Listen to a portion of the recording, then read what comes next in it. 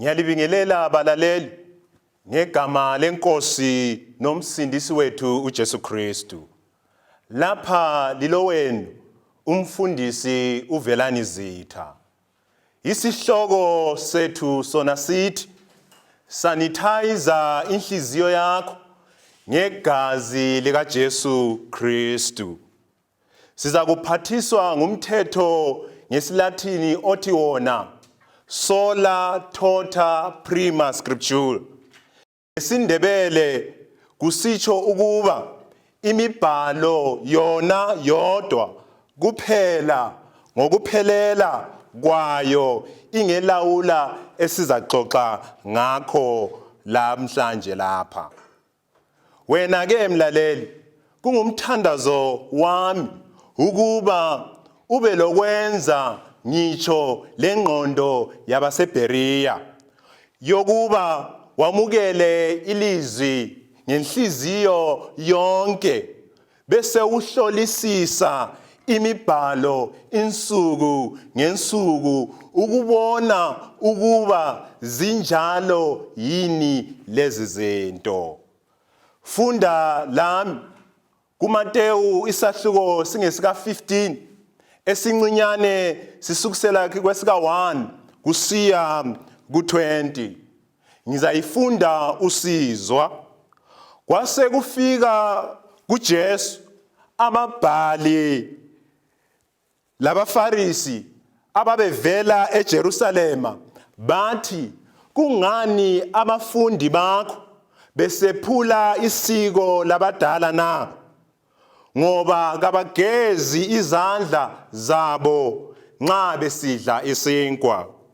Kodwa waphendula wathi kubo, lani ke kungani lisephula umlayo kaNkulunkulu ngenxa yesiko lenu? Ngoba uNkulunkulu walaya wathi, hlonipha uyihlo lonyoko, lokuthi othuka uyise kumbe unina kumele afe lokufa. Kodwa lina lithi loba ngubani othi kuyise kumbe kunina kungumnikelo loba yini evela kimi, awusoze uhloniphe uyise kumbe unina ngakho. Ngakho ke lenza umlayo kaNkulunkulu ube yize ngenxa yesiko lenu. Bazenzisi, uIsaya waprofeta kuhle ngani esithi, laba bantu basondela kimi ngomlomo wabo langendebe bengidumisa, kodwa inhliziyo yabo ikhatshana lami. Kodwa bangikhonza ngeze befundisa izifundiso eziyimiyalo yabantu. Esebizile kuye ixuku wathi kulo, lalelani futhi liqedisise. Kakusikho okungena emlonyeni okungcolisa umuntu, kodwa okuphuma emlonyeni yikho okungcolisa umuntu. Abafundi bakhe basebesondela bathi kuye, uyazi yini ukuthi abaFarisi bathe ukulizwa leli lizwi bakhubeka? Kodwa waphendula wathi, sonke isihlahlakazana ubaba osezulwini angasihlanyelanga siza kusithunywa. Bayekeleni bangabakhokheli beziphofu, njalo nxa isiphofu sikhokhela isiphofu zizawela emgodini zombili.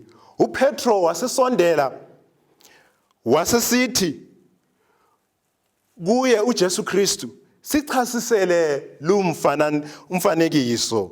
uJesu wasesithi, kanti lani lingaba lilabo abangela kuqedisisa na? Lilokhe lingakaqedisisi yini ukuthi konke okungena emlonyeni kuya esiswini futhi kuyaphumela ngaphandle?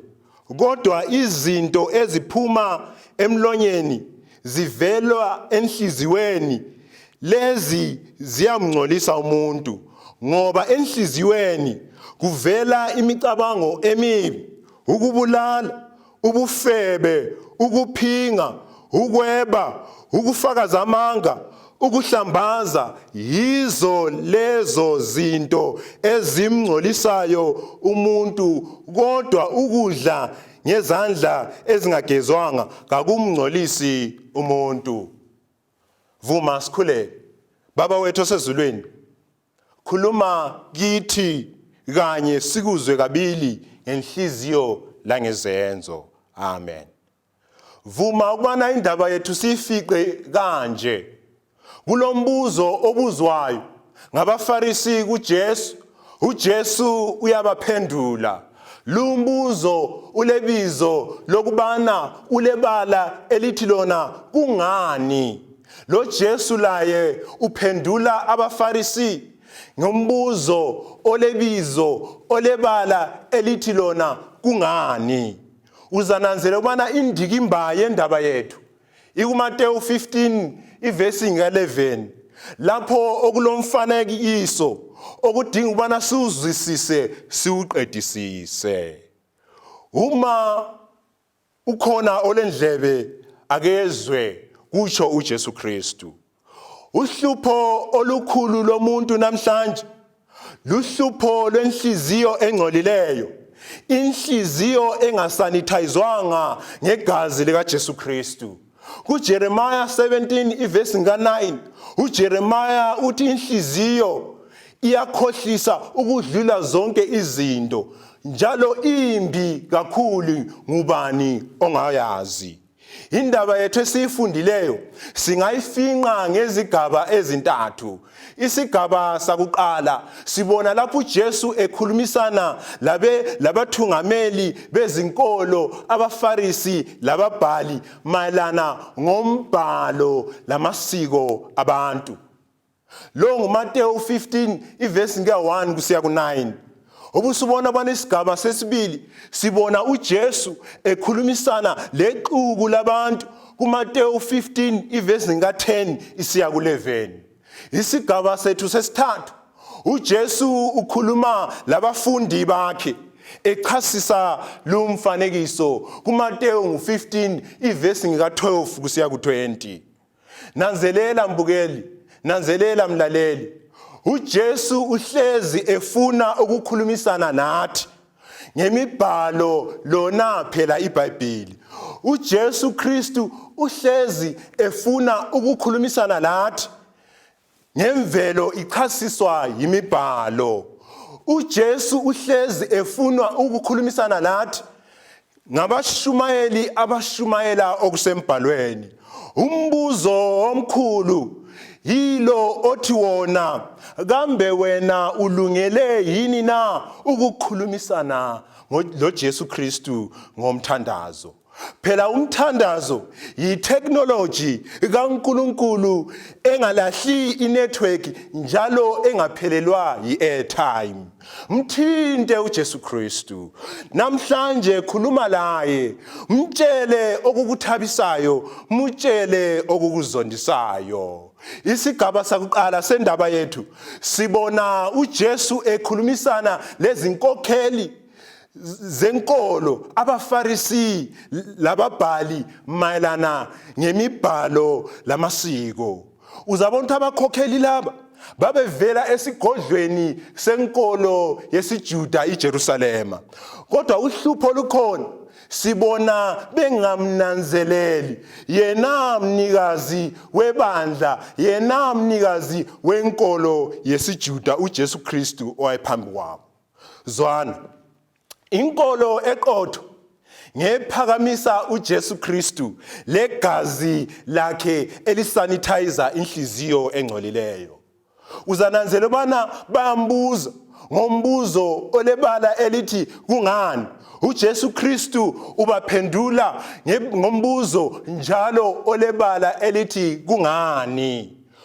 Kungani lo kuyakunxusela ekuthini wena ulalelisise, uhlolisise, ukhangelisise njalo ukuze uqedisise lokhu okukhulunywa ngakho. Zwana mzalwane, uzananzelela ubana isiko lithi kungani, lemibhalo ithi kungani, yikuphi okumele kube kulawulo okunye kubuse okunye. Uyini isiko? Uzabona ukubana impawu zesiko ilezi ezilandelayo eBhayibhelini. Uzabona ukubana isiko lenziwe, uphawu lokuqala yikuthi isiko lenziwe ngumuntu.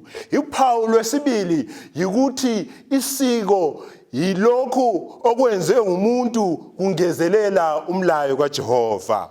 Uzabona ukubana abapriest ethempeleni ku-Exodus chapter 30 iverse nga-17 ku-21 yibo okumele bageze izandla ngendlela yokubana basuse ukungcola kwesono nxa besebenza ethempelini. Kodwa abaFarisi basebengezelela bathi umlayo kaNkulunkulu oqandana labapriest ethempelini sokumele wenziwe ngu-Israyeli wonke. Ngezindlela isiko labadala leli elingezelela kulokhu uNkulunkulu akutshileyo. Olunye uphawu lwesiko lwesithathu yikuthi yilokho okwenziwe ngumuntu ukukhipha, ukususa amazwi alotshileyo eBhayibhelini kaNkulunkulu. U-Exodus chapter 20 verse 12 uthi yena hlonipha uyihlo lonyoko. Ubusunanzelela bona abaFarisi bese besithi leli yikhobani, okutsho ukubana lokhu sikunikele kuNkulunkulu kususa umlandu yokubana abantu bahloniphe abazali babo. Uphawu lwesine iBhayibheli lisivezela lona mayelana ngesiko yilona. Isiko likhandwa ngabantu befuna ukuzivikela entweni embi. AbaFarisi bakhanda imithetho eminye befuna ukuzivikela ukuthi bangabuyeli ebugqilini baseBhabhiloni. Nantu uhlupho iBhayibheli elilalo mayelana ngesiko. Isiko lizama ukubhoda ngale komthetho kaNkulunkulu. Isiko ngalikhangelisisa lizama ukwesula umthetho kumbe ilizwi likaNkulunkulu. Isiko olunye uhlupho isiko elilalo yikuthi usiko lithanda kakhulu ukugxila entweni ezibonakala ezingaphandle, lingathinti into ezifuna nguNkulunkulu, into zangaphakathi, into zenhliziyo. Ubusibona ubana olunye uhlupho ngesiko yikuthi ngabantu abalandisa indaba, ngabantu abakhulumayo, nawo kubalutshwana abantu abakwaziyo, ngabadala kuphela abakwaziyo mayelana ngesiko.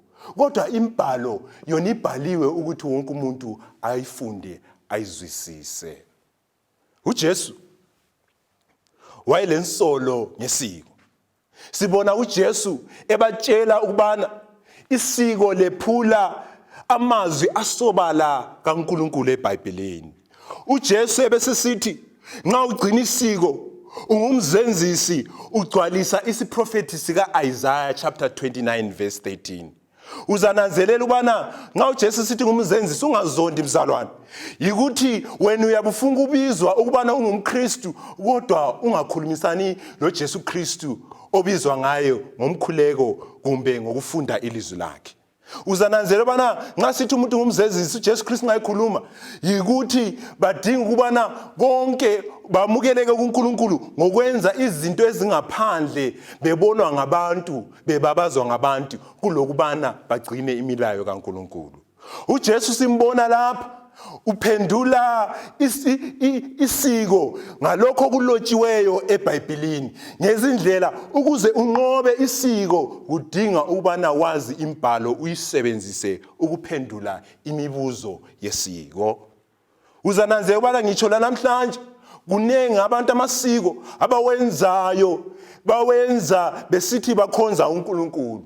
Uzabona ukubana abanye abanengi babuza kulabo abafunda iBhayibheli ukuthi indaba lingakhulumisani labantu abafileyo. Kodwa iBhayibheli libese sithi umuntu ofileyo kazi lutho, kalasabele kwabaphilayo. Njalo kuIsaiah ebesithi yena ku8 verse 8:19 ebesithi uNkulunkulu indaba lina libuzela abaphilayo kwabafileyo.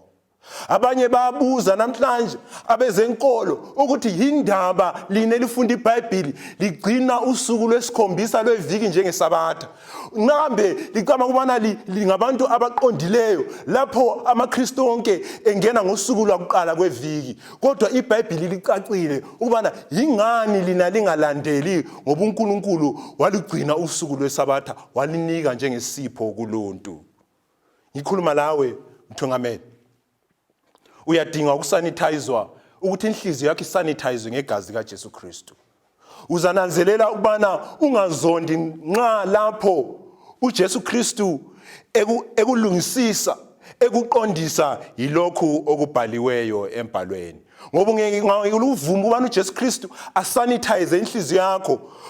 Isiprofeti sika Jesu Kristu siza kugcwaliswa nguwe ukubana uza kukhipha ebandleni lakho ubana ebandleni lakhe ukubana ube ngumthungameli. Njalo wena uzaba ngumuntu oyisiphofu othungamela abalandeli abayiziphofu.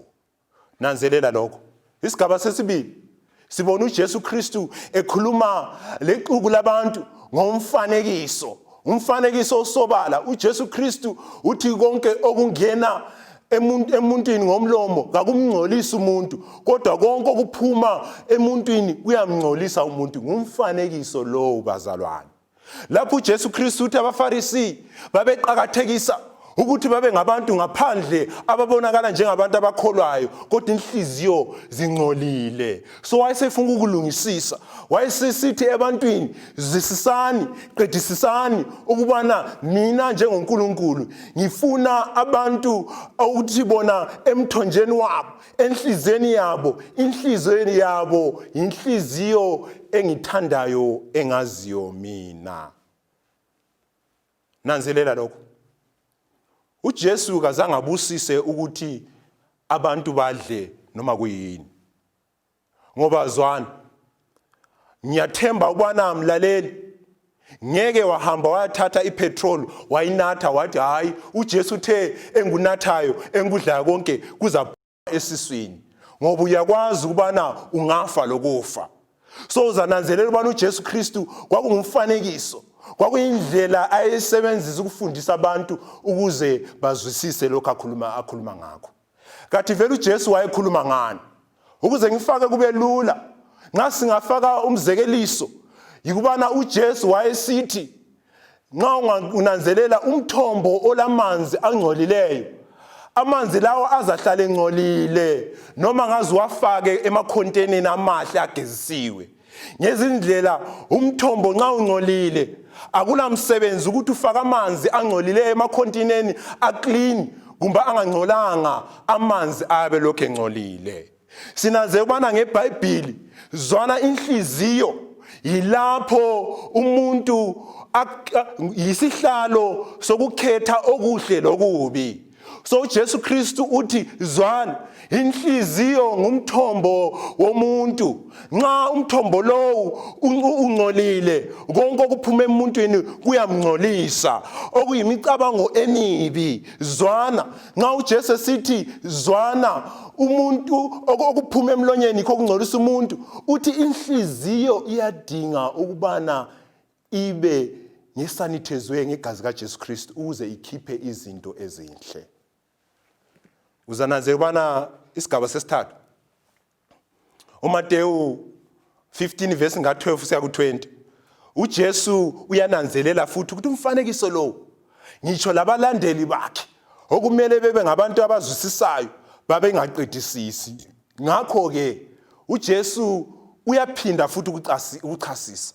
uMateyu 15 isahluko esincinyane singesika 13 kuya ku14 sibona uJesu uyanika umbono wakhe ngabaFarisi uthi abaFarisi laba ngenxa ukubana balokho belandela isiko baza kususwa ngabathungameli abangaboni lutho abangelambono. Nxa abathungameli bengalambono bethungameli abangalambono uzananzela ubana baza kuwela egodini. Kanti imibhalo yona iyakhalimela iyasiphathisa ukubana singaweli egodini lesono.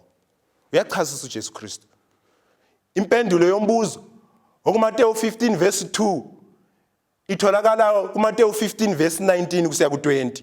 Sibona lapho uJesu Kristu uyabeka sobala ukubana zwana nxa ingqondo yakho nxa inhliziyo yakho icabanga izibozi okuzaphuma kuwe yikubulala, yikuphinga, yikufeba, yikutshontsha, yikuqamba amanga, yikuhleba, yikuthathela abanye, yikungahloniphi uyihlo lonyoko, yikumthuka ngitsho yena uNkulunkulu. Uzananzela ubana uJesu ufinqa imithetho elithumi etholakala ku-Exodus chapter 20. Ukungabulali umthetho wesi-6, ungafebi umthetho wesi-7, ukungatshontshi umthetho wesi-8, ungafakazi amanga ngomakhelwane umthetho wesi-9, ukungathathela omunye, ungahawukeli izinto zikamakhelwane umthetho wesi-10, ukuhlonipha uyihlo lonyoko ngumthetho wesi-5. Ubusubona ubana ungathathi ibizo likaNkulunkulu ngeze umthetho wesi-3. Zwana mzalwane, isiqoqela sendaba ukubana iproblem yoluntu yiproblem yenhliziyo. Ngakho inhliziyo zethu zingcolile, sicabanga izinto ezingafanele, kube sokusithungamele ukuthi senzeni izinto ezingafanele. Kodwa uNkulunkulu uyakubiza namhlanje uthi sanitizer inhliziyo yakho ngoJesu Kristu. Kusitsho ukubana vumela ukubana uJesu Kristu abe ngumbusi, abe inkosi nomsindiso wenhliziyo yakho. Wonke umuntu ulezolo embi, kodwa inzolo kaJesu Kristu engalasono nxa uvuma iyanikezwa ukubana ibe yimpilo yakho. uJesu Kristu nxa singayifaka sisibeke ibe sobala indaba yikuthi uJesu Kristu uthi woza nenhliziyo yakho ngilungise. Ungazami, imfundo ilungisisa ingaphandle, inotho ilungisisa ingaphandle, zwana inkolo ilungisisa ingaphandle, kodwa uJesu Kristu umnikazi wenkolo ulungisisa ingaphakathi inhliziyo yakhe. Zwana, ngasivala kumele uthi wena nansi inhliziyo Jesu, nansi inhliziyo yami ithathe Jesu Kristu, uyisanitize, uyihlambulule ukuze ngikukhonze ngomoya langeqiniso. Ngambe kungabe kungumthandazo wakho, kungabe kuyikutsho kwakho ukubana Jesu nansi inhliziyo yami, isanitize.